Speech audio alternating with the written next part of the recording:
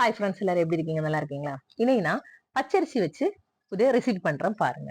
அதுக்கு தேவையான பொருள் என்னன்னா, பச்சரிசி 1 கப் பச்சரிசி எடுத்து 2 மணி நேரத்துக்கு முன்னாடியே ஊற போட்டிருந்தேன். அது ஒரு பவுல் நிறைய இருக்கு. அந்த ஒரு பவுல் நிறைய இருக்கா, அதை இன்னொரு பவுல்ல சேர்க்கிறேன் பார்த்துக்கோங்க. ஒரு பவுல்ல அரிசின்னா அதே அளவுக்கு ரைஸ் சோறு இருக்குல்ல, சோறு எடுக்கணும்.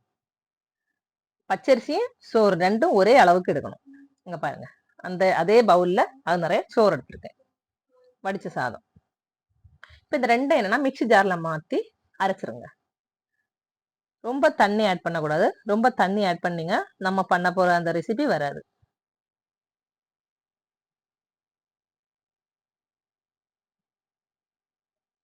மிக்ஸி ஜார்ல போட்டு நல்லா அரைச்சுக்கணும். சரியா? நல்லா அரைச்சுக்கோங்க. கொஞ்சம் தண்ணி ஊற்றி நல்லா அரைச்சுக்கோங்க.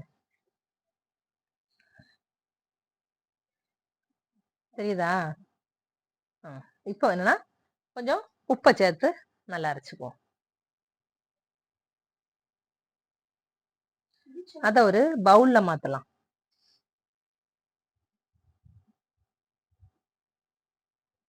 பவுல்ல மாத்திக்கோங்க. இப்ப பாத்தீங்களா, இந்த அளவு திக்னஸ் இருக்கும். இப்ப வானொலி அடுப்புல வச்சுக்கோங்க. வச்சு கொஞ்சம் ஆயில் ஊத்தி, ஆயில் நல்லா காஞ்சதும் நம்ம இப்ப அரைச்சு வச்சிருக்கோம் பாத்தீங்களா மாவு, அதை அப்படியே ஒரு கரண்டி எடுத்து அந்த எண்ணெயில ஊத்திடுங்க. நெய்யப்பம் எல்லாம் சுடுவோம் தெரியுமா, அந்த மாதிரி மெதுவா ஊத்திடுங்க. அது அழகா பொம்மி பூரி கணக்கா பொம்மி வரும் பாருங்க. இது டிஃபன் இதுன்னு சாப்பிடலாம், இல்லைன்னா ஸ்நாக்ஸ் மாதிரியும் சாப்பிடலாம். பொம்மி வரும் பார்த்தாங்க. இனி என்னன்னா பொம்மி வந்த அப்புறம் நம்ம அதை திருப்பி போட்டு எடுத்துடலாம். சில பேருக்கு இப்படி ஒயிட்டா சாப்பிடதான் பிடிக்கும். ஆனா எனக்கு என்னன்னா அந்த மாவு நம்ம அரைச்சு உடனே சுடுறோம் பாத்தீங்களா, நான் என்னன்னா உடனே சுட்டுட்டு சரி கொஞ்ச நேரம் வச்சுட்டு சுட்டா எப்படி இருக்கு பாப்போம்னு சொல்லிட்டு அதுக்கு பிறகு மீதி உள்ள மாவை ஒரு 1/2 hour அப்படி வச்சிருந்தேன். அதுக்கு பிறகு இப்போ இப்படி இருக்கு பாத்தீங்களா, அரைச்ச உடனே சுட்டா. இது 1/2 hour வச்சிருந்து அதுக்கு பிறகு எப்படி இருக்குன்னு பாக்கலாம்னு சுட்டு பார்த்தேன்.